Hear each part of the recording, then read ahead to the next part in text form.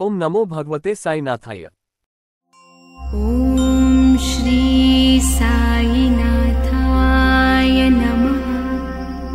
ॐ श्री साईनाथाय नमः। ॐ श्री साईनाथाय नमः।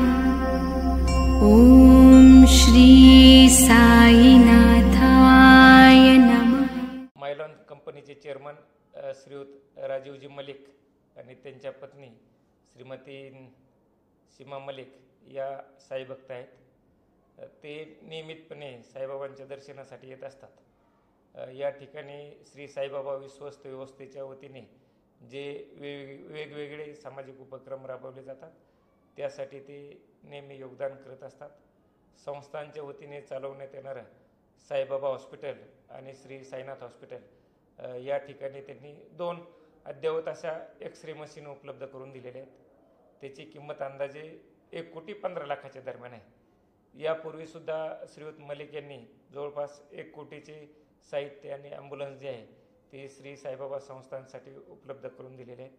ज्या मशीन उपलब्ध करून दिलेल्या आहेत त्याचा रुग्णांसाठी आणि हॉस्पिटलसाठी निश्चितचपणे चांगला फायदा होणार आहे।